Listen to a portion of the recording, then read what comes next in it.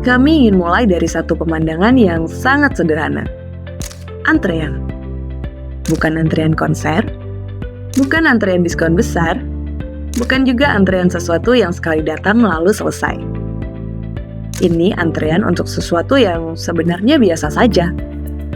Minuman. Kalau diperhatikan, orang-orang ini tidak terlihat gelisah.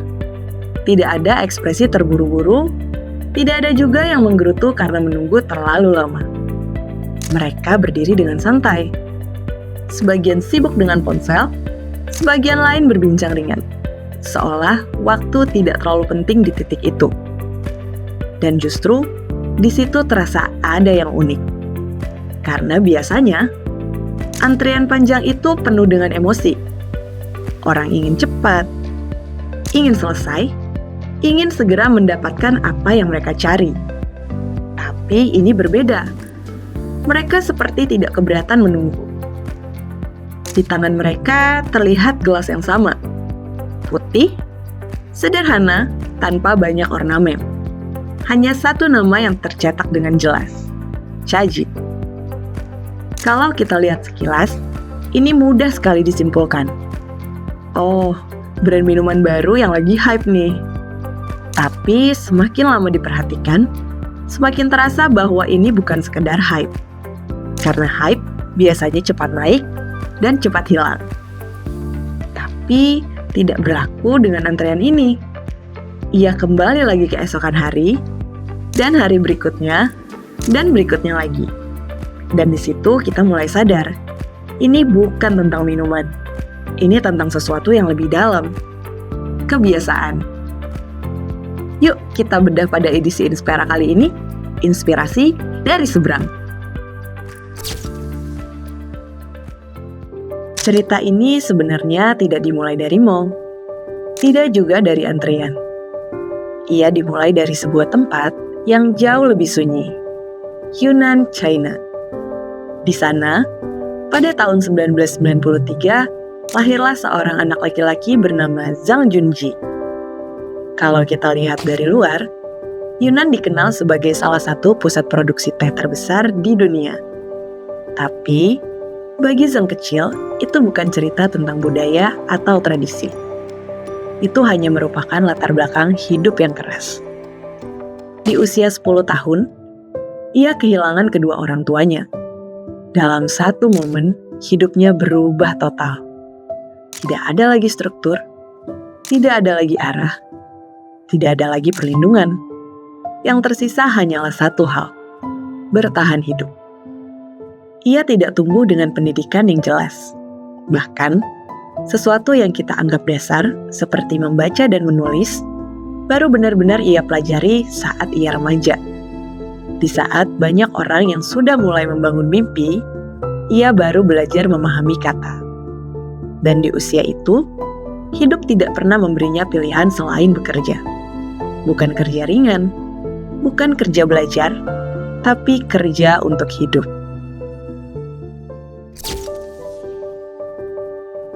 Salah satu tempat yang membentuk Zhang Junji adalah sebuah kedai milk tea. Di sana, ia bekerja hingga 12 jam sehari. Rutinitasnya sederhana, menyiapkan minuman, melayani pelanggan, membersihkan, dan mengulang. Hari demi hari, tanpa banyak perubahan. Tapi, justru di rutinitas yang tampak monoton itu, ia mulai melihat sesuatu yang tidak semua orang lihat. Ia mulai memperhatikan orang. Bagaimana mereka datang, apa yang mereka pesan, bagaimana mereka duduk, dan yang paling penting, bagaimana mereka kembali. Ia pun melihat pola. Ia melihat pengulangan. Dan perlahan, ia memahami sesuatu yang sederhana tapi sangat penting. Orang tidak selalu kembali karena sesuatu itu paling enak. Tapi, orang kembali karena sesuatu itu telah menjadi kebiasaan. Ini bukan insight yang besar di atas kertas. Tapi di dunia nyata, ini sangat menentukan.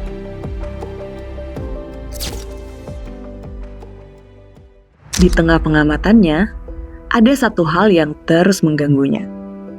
Teh.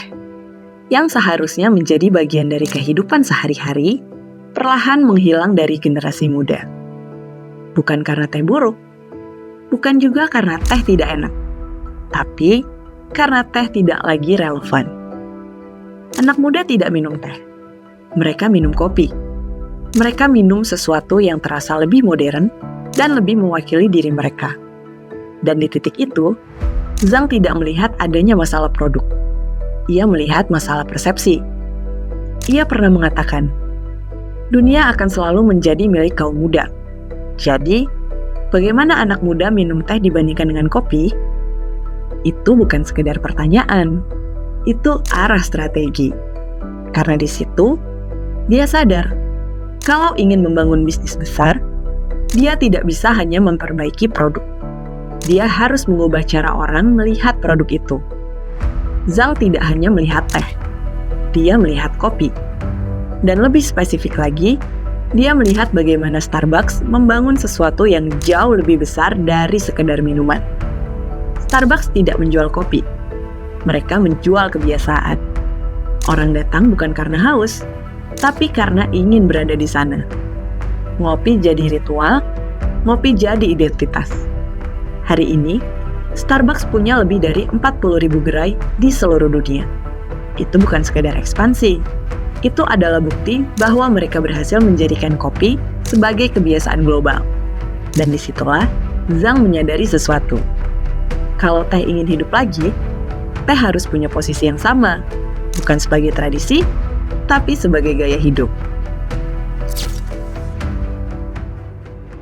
Ketika Caji didirikan pada 2017, langkah yang diambil Zhang sebenarnya cukup berani. Ia tidak mencoba membuat teh yang lebih tradisional, ia justru membawa teh ke wilayah yang berbeda, wilayah yang selama ini dikuasai kopi. Konsepnya sederhana, tea latte, struktur seperti kopi, pengalaman seperti kopi, tapi tetap berbasis teh. Ini bukan sekedar inovasi minuman, ini repositioning kategori. Dan seperti semua strategi yang baik, ia tidak berhenti di produk. Zhang juga menyederhanakan menu. Di saat kompetitor menambah pilihan, Caji justru mengurangi. Fokus pada daun teh asli, susu murni, tanpa krimer buatan. Kenapa? Karena semakin sederhana sistemnya, semakin mudah untuk diulang. Dan dalam bisnis kebiasaan, yang penting bukan seberapa unik Anda, tapi seberapa konsisten Anda bisa diulang. Ketika fondasi sudah cukup kuat, ekspansi mulai dipercepat. Model franchise digunakan, tapi dengan kontrol yang ketat. Lebih dari 90% gerai dijalankan oleh mitra. Tapi, standar tetap ditentukan oleh pusat. Ini kombinasi yang jarang berhasil. Cepat, tapi tetap konsisten. Hasilnya terlihat jelas. Tahun 2023, pendapatan mencapai renminbi 10,8 miliar atau 27 triliun rupiah dengan lebih dari 4.500 gerai. Lalu, 2024 terjadi lonjakan besar. Dalam 1 tahun saja, sekitar 2.300 gerai baru dibuka. Ini bukan pertumbuhan biasa, ini akselerasi. Dan kemudian, panggung berubah. Pertengahan April 2025, Zhang membawa Caji melantai di Nasdaq dengan harga penawaran sekitar $28 per saham. Ini bukan sekedar IPO, ini pernyataan bahwa brand yang lahir dari Yunan, dari kehidupan yang sangat sederhana, kini berdiri di salah satu panggung bisnis terbesar di dunia. Valuasinya mencapai sekitar 5-6 miliar US dollar atau 85-102 triliun rupiah. Pendapatan sekitar 1,8 miliar US dollar atau 30,8 triliun rupiah dengan margin mendekati 20%. Di titik ini, banyak orang akan bilang, selesai, sukses. Tapi sebenarnya, ini justru awal dari bab berikutnya. Apa yang terjadi?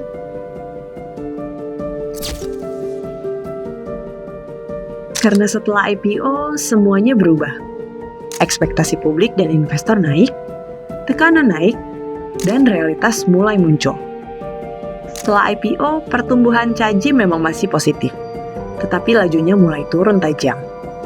Sepanjang 2025, pendapatan penuh tahun mencapai renminbi 12,91 miliar atau 32,4 triliun rupiah, naik sekitar 4% dibanding tahun 2024. Tapi tekanan terlihat lebih jelas di profitabilitas. Operating margin turun dari 23,3% pada 2024 menjadi 10,4% pada 2025. Mengapa bisa begitu? Karena growth itu mahal. Ekspansi global, biaya operasional, organisasi yang makin kompleks. Harga saham pun turun lebih dari 50%. Pada pertengahan April 2026, sahamnya dihargai 10 US dollar. Merosot dibanding harga perdana yang 28 US dollar. Dan di titik ini, cerita tidak lagi tentang bagaimana naik, tapi tentang bagaimana bertahan. Zhang sendiri bersikap realistis. Memasuki 2026, manajemen Caji bahkan menegaskan bahwa mereka tidak akan lagi mengejar pertumbuhan semata demi pertumbuhan itu sendiri. Mereka memperkirakan pendapatan dan laba pada 2026 akan relatif stagnan dibandingkan dengan tahun 2025.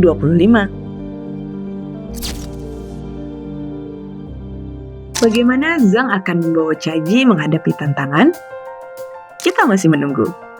Yang jelas, kalau kita kembali ke antrean tadi, kita mungkin melihat sesuatu yang sederhana tentang orang yang menunggu minuman. Tapi sebenarnya, yang kita lihat adalah hasil dari banyak hal. Kejelian membaca pasar, disiplin dalam strategi, dan konsistensi dalam eksekusi. Zhang sendiri pernah bilang, "The essence of milk tea is simply a cup of water." Segelas air. Sederhana. Tapi, kalau sesuatu yang sederhana itu bisa menjadi kebiasaan, maka ia bisa menjadi bisnis yang sangat besar. Zhang sudah membuktikannya di Caji. Terima kasih sudah mendengarkan Inspera. Sampai jumpa di episode berikutnya. Jangan lupa like, comment, share, dan subscribe untuk kemajuan channel ini.